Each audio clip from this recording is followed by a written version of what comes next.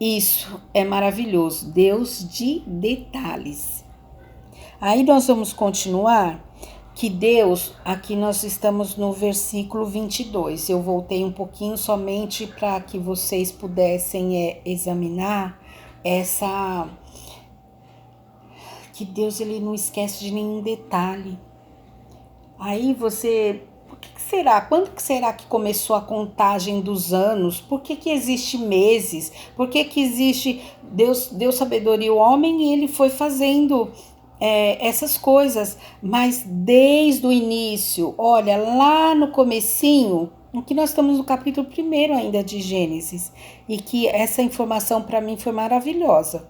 E sejam, ele falando no 14, né, voltando um pouquinho, disse também Deus, haja luzeiros no firmamento dos céus para fazerem separação entre o dia e a noite, e sejam eles para sinais, para estações, para dias e anos. Está formado aí o quê? Um calendário. Então, voltando lá no versículo 22, e Deus os abençoou dizendo, olha só, aqui Deus os abençoou dizendo, abençoou quem? Não tinha o homem ainda. Ele abençoou as vegetações que dariam as suas sementes, as árvores que dariam os seus frutos e aos animais que ele já havia criado. Olha, Deus os abençoou dizendo, sede fecundos, quer dizer, gerem, multiplicai-vos e enchei-vos as águas dos mares, e na terra se multipliquem as aves. Houve tarde e manhã do 5º dia. Então Deus criou todas as coisas, os seres viventes e as plantações, e falou, sede fecundos, abençoai e multiplicai a terra. Aqui houve a primeira bênção da multiplicação. Que maravilha! Tudo que Deus criou para ser fecundo, para dar frutos. 24. Disse também Deus, produz a terra seres viventes, conforme a sua espécie, animais domésticos, répteis e animais selváticos, segundo a sua espécie. E assim se fez.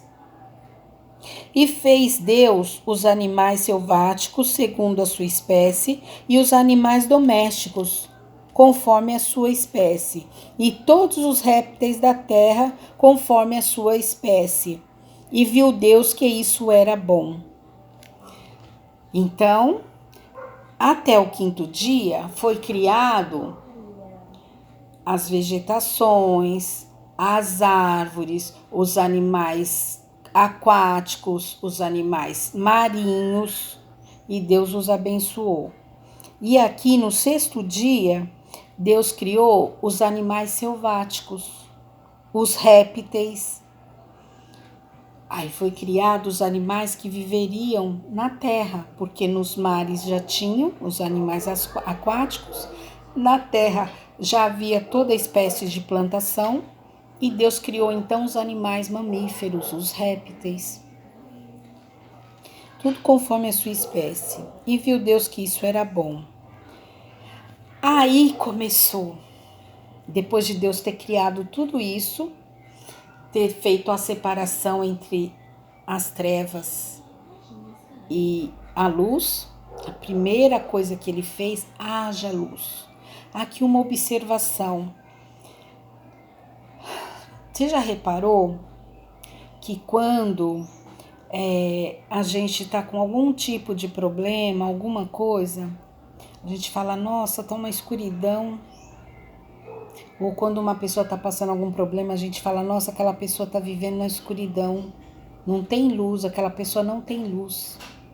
Então significa que aquela pessoa não tem a palavra de Deus, aquela pessoa está sem forma, sem vida, está vazia. Então, para que ela seja uma pessoa cheia de graça, cheia de luz, é necessário que Deus habite nela. Que maravilha, né? Aí nós vamos continuar.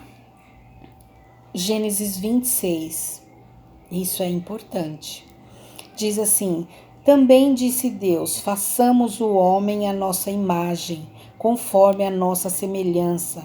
Tenha ele domínio sobre os peixes do mar, sobre as aves do céu, sobre os animais selváticos, sobre toda a terra e sobre todos os répteis que rastejam pela terra.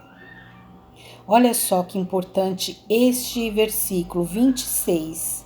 Façamos o homem à nossa imagem e semelhança. O que é uma imagem? Você tem uma imagem e semelhança. Nós somos semelhantes a Deus.